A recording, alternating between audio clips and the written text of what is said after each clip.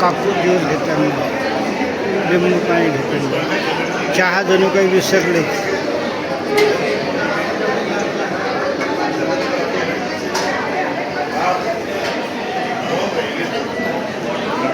से आपके भी पेरेंट्स ने कहा होगा आपसे, तो मैंने सोचा ठीक है, पुराने समय में अगर पेरेंट्स ने कोई बात कही है तो उस पर कुछ खास आर्गुमेंट नहीं होता था. कहा है तो कुछ अच्छा ही होगा, कुछ हमारे भले के लिए होगा और हमें करना चाहिए. करने लगे, कोशिश करने लगे कि ठीक है भाई, अगर सड़क पर केले का छिलका पड़ा हो तो उसको फेंक देंगे. लेकिन ऐसा करते वक्त मन से एक शंका जरूर पैदा होती थी. जब भी ऐसा अवसर आता था तो मन में एक बार एक सवाल उठता तो जरूर था कि ये क्यों कहा गया हमें केले का छिलका हम क्यों फेंकें. दिमाग से समझने की कोशिश करें तो मुझे नहीं लगता कि किसी इंसान को सड़क चलते छिलका फेंकने की जरूरत है, क्योंकि जैसे ही ये काम करने चलते थे तो अंदर से एक सवाल पैदा होता था कि क्या ये छिलका हमने गिराया है क्या?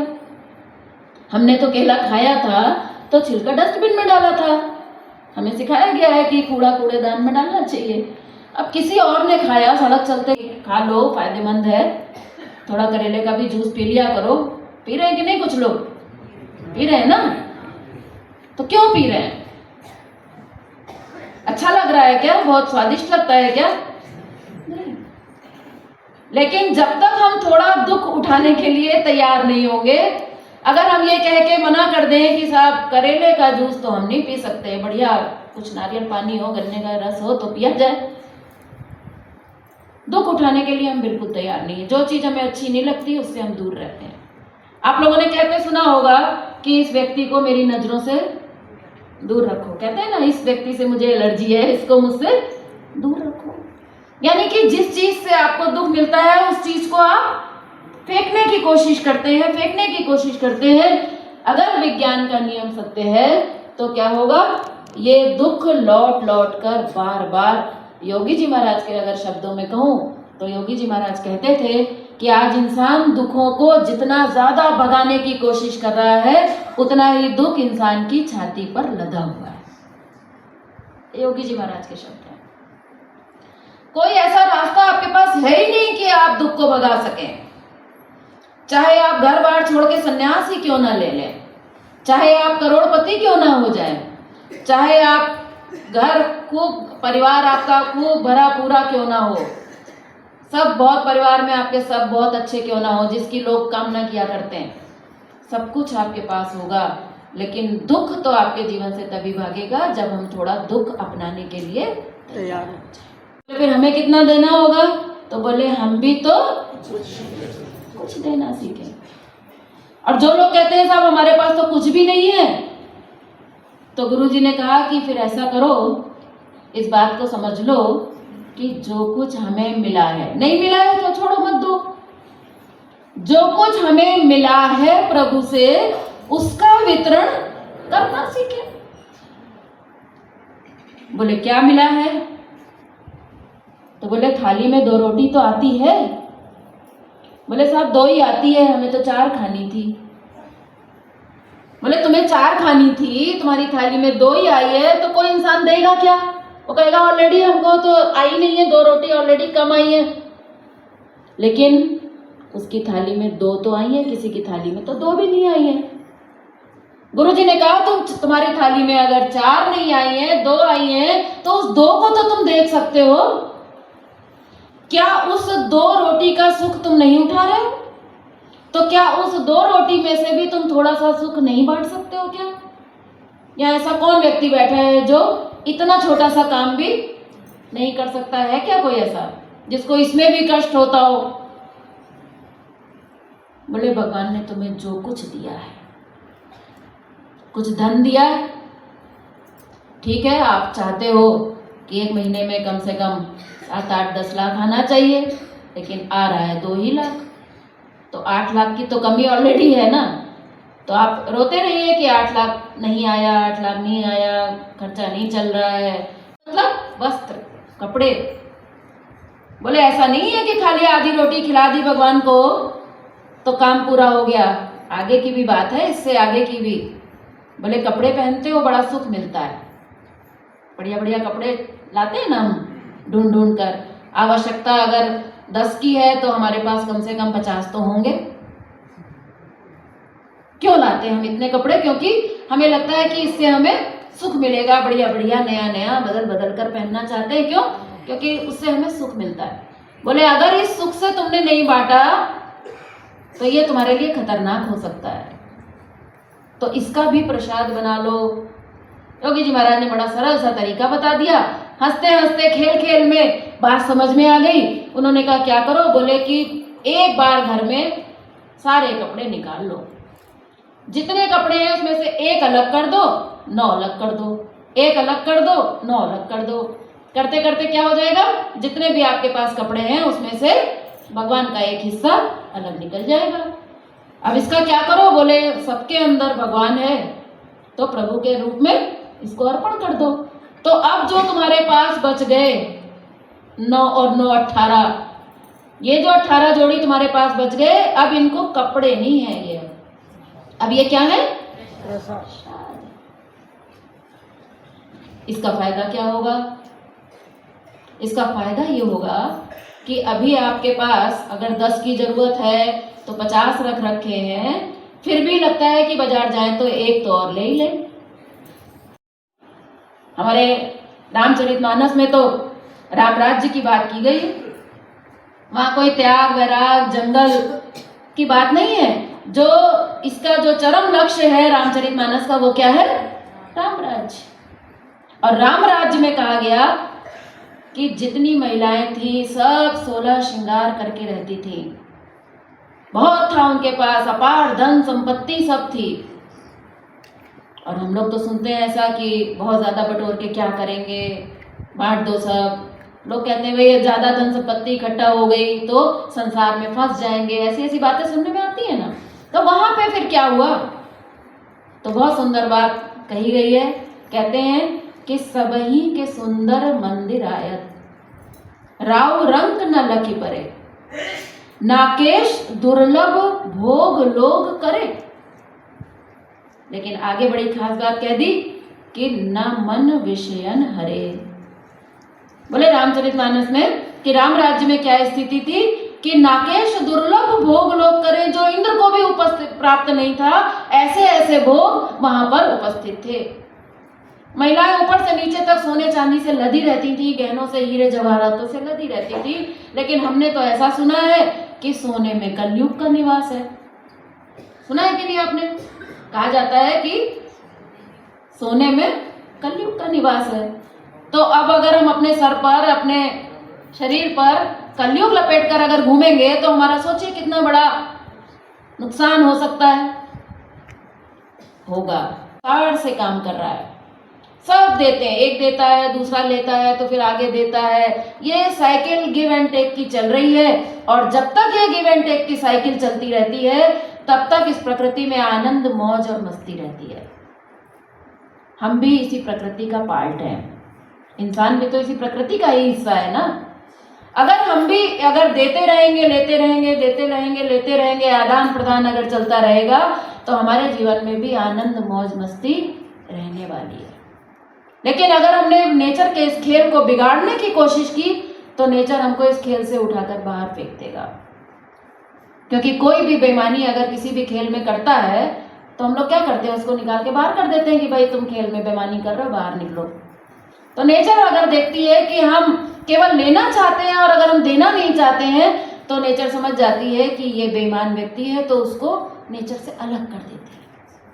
नेचर से अलग होते ही हमारा पूरा जीवन अननेचुरल होना शुरू हो जाता है। क्योंकि जब तक नेचर के साथ थे तब तक कैसे थे?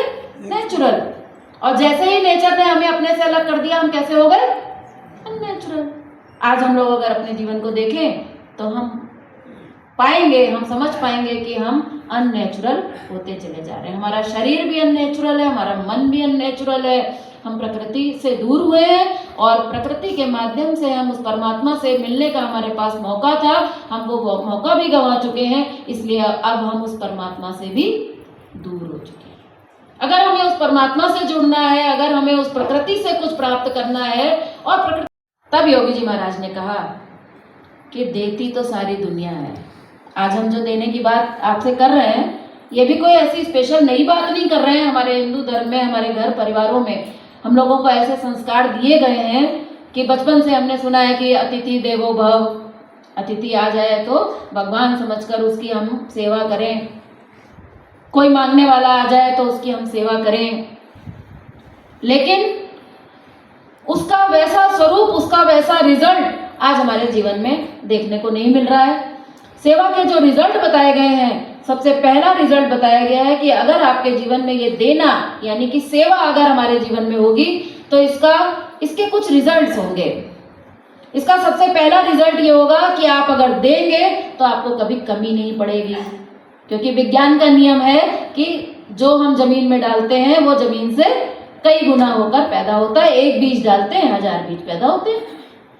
योगी जी महाराज कहते थे कि अगर हम कूड़े के ढेर पर भी अगर एक गेहूं का दाना डाल दें तो उसमें से भी अनेक गेहूं पैदा हो जाते हैं। तो क्या अगर हम भगवान के सेवा में, उस प्रभु की सेवा में, उस प्रकृति के लिए, उस परमेश्वर के लिए अगर हम देंगे तो क्या कम पड़ जाएगा क्या? बोले प्रकृति में ऐसा कोई नियम नहीं है। ये उन्हीं लोगों को कम पड़ता है जिन्होंने अभी दिया ही नहीं है। जो केवल बातें करते हैं देने की, उनको देने से पहले ही कम पड़ जाएगा। लेकिन जिसने दिया है, यहाँ तो सब बैठे हैं, सब जिन्होंने देना सीखा है, किसी का कम पड़ गया है क्या? देने से कम पड़ने का सिद्धांत इस प्रकृति के अंदर नहीं।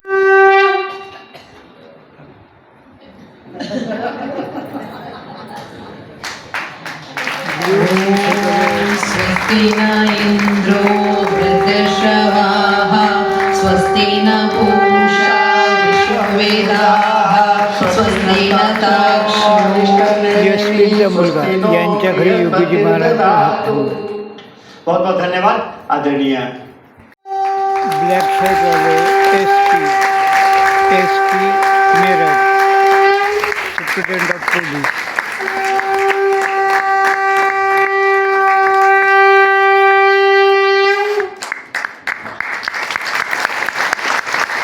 बहुत बहुत धन्यवाद आदरणीय कमिश्नर वेलकम।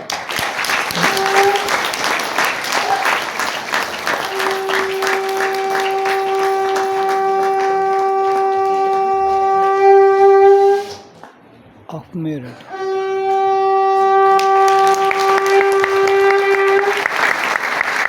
बहुत बहुत धन्यवाद।